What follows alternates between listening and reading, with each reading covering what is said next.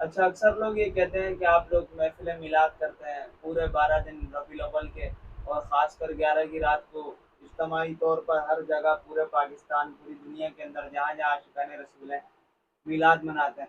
تو لوگ سوال کرتے ہیں کہ میلاد کہاں سے ثابت ہے؟ صحابہ نے میلاد منایا یا قرآن میں دکھاؤ یا حدیث میں دکھاؤ کہ آپ حضور کی ولادت کا جشن منا رہے ہو؟ یہ کہاں سے ثابت ہے؟ کسی نے منایا آپ سے پہلے، یا آپ نے نیا رواج نکالا ہے، یا بدعت ہے، یا ایسا ہے ویسا ہے؟ اس کے بارے میں کیا کہیں؟ بسم اللہ الرحمن الرحیم۔ سوال بڑا پیچیدہ ہے، یہ علماء کرام کا، مفتیان اعظام کا کام ہے۔ ہم تو ادنا سے طالب علم ہیں دین کے، تو جو ہماری سمجھ میں بات آ رہی ہے وہ آپ کے سامنے رس کر دیتے ہیں۔ امید ہے اس سے ہم سب کو فائدہ ہوگا۔ آپ جب قرآن پڑھیں گے تو آپ کے سامنے یہ سارے معاملات ہوں گے۔ گمراہی کیا چیز ہوتی ہے، بدعت کیا چیز ہوتی ہے، پہلے اس کی تعریف آدمی کو آنی چاہیے، سمجھنی چاہیے، تو پھر جا کر کے وہ بات کر سکے۔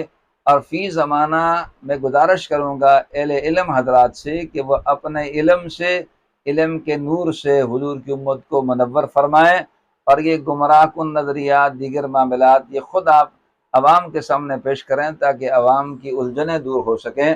پہلی بات تو یہ ہے کہ آپ قرآن پڑھیں گے، وَإِذْ أَخَذَ اللَّهُ مِيثَاقَ النَّبِيِّينَ لَمَا آتَيْتُكُم مِّن كِتَابٍ وَحِكْمَةٍ۔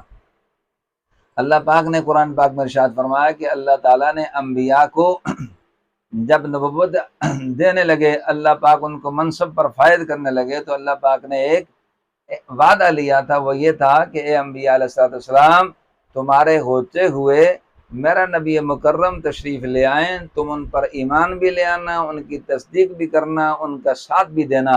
تو یہ حضور کا ذکر اس وقت ہوا جب کب تب کچھ بھی نہیں تھا، یہ اللہ نے ذکر کیا۔ اسی طریقے سے حضور رحمت ہیں، اسی طریقے سے حضور شاہد ہیں، مبشر ہیں، اسی طریقے سے حضور اللہ کا فضل ہے، فضل کبیر ہیں۔ تو ہم ان پر شکر ادا کرتے ہیں، کوئی نیا طریقہ جو ہے وہ نہیں ہے۔ البتہ بہت سارے معاملات آپ دیکھیں گے، نبی علیہ السلام کے دور میں مدارس نہیں تھے، قرآن جمع نہیں تھا، حدیث مبارکہ نہیں تھی، اسی طرح دیگر معاملات ہیں، بیت المال، یہ ساری چیزیں بعد میں بنتی آئی ہیں، مگر وہ چیز کفر و شرک ہوتی ہے جس میں توحید کو دو خدا مانے جائیں، نبی علیہ الصلوۃ والسلام کے دیگر معاملات، آپ کی سنتوں کو چھوڑ دیا جائے، تو میں سمجھتا ہوں کہ فی زمانہ ایسی کوئی چیز نہیں ہے کہ جہاں اللہ کا ذکر ہوتا ہے، رسول اللہ کا ذکر ہوتا ہے، وہ مجلس عبادت والی ہوتی ہے۔ جہاں نیک لوگوں کا ذکر ہوتا ہے وہ مجلس گناہوں کا کفارہ ہوتی ہے۔ تو میں سمجھتا ہوں کہ اہل علم سے پوشیدہ نہیں ہے، تمام اکابرین امت اس کو مناتے آئے ہیں، منانے کے مختلف طریقے ہیں، یہ نہیں ہے۔ برحال کوشش کریں کہ طریقہ وہی رہے جو اکابرین کے تھا۔ اس میں لمبی چوڑی بحث ہے، ہمارے نزدیک ٹھیک ہے اپنے ایمان کا اظہار کرنا، حضور سے محبت کا، اس سے لوگوں کو بھی پتہ چلتا ہے، غیر مسلموں کو بھی پتہ چلتا ہے کہ مسلمان ایک ہیں، یکجا ہیں۔ جب دین پر کوئی بات آئے گی تو وہ اپنے دین پر قربان ہونے کے لیے تن من دھن لٹانے کے لیے تیار ہیں۔